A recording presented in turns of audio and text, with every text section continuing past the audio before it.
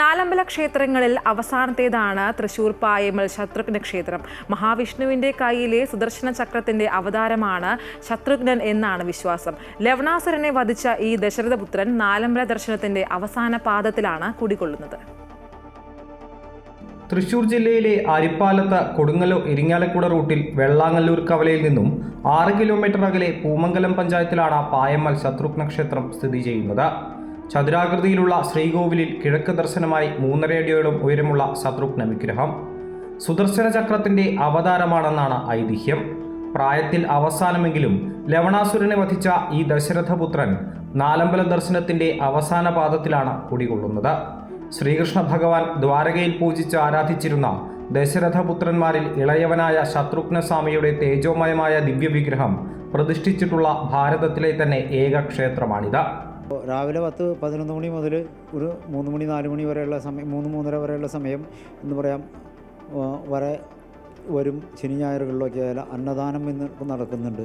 അതൊക്കെ ഈ ചെറിയൊരു സങ്കേതത്തിനുള്ളിൽ ഒതുങ്ങിയിട്ട് ഇത്രയും വലിയ കാര്യങ്ങൾ ചെയ്യാൻ സാധിക്കുന്നത് തന്നെ ആ ശത്രുഘ്നൻ്റെ പ്രത്യേകതകൾ എടുത്തു കാണിക്കുന്ന കാര്യങ്ങളാണ്. കാരണം രാമായണത്തിൽ പറയുന്ന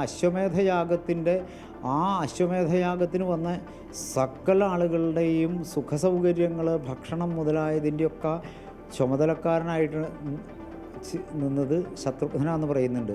അപ്പോൾ ആ ഒരു ദേവൻ്റെ ഈ സങ്കേതത്തിൽ വരുന്ന എല്ലാവർക്കും അവരുടെ തീർത്ഥാടനം സുഖമായിട്ട് അവസാനിക്കാനും ബുദ്ധിമുട്ടില്ലാതെ കഴിഞ്ഞു ഈ ആ തീർത്ഥാടനം സമാപിക്കാനുള്ള ഒരു സാഹചര്യം ഉണ്ടാവുന്നത് അത് ഈ ദേവൻ്റെ സവിശേഷമായ ആ ഒരു രാമായണത്തിൽ പറയുന്ന ആ ഒരു പ്രത്യേക വിശേഷം കൊണ്ട് തന്നെയാണ് എന്ന് ഉറപ്പിച്ച് പറയാൻ പറ്റും.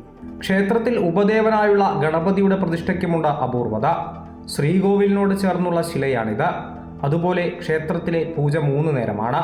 എല്ലാ ദിവസവും വൈകുന്നേരങ്ങളിലുള്ള വിശേഷമാണ് ഭക്തജനങ്ങൾ ചേർന്ന് നടത്തുന്ന നാമജപം.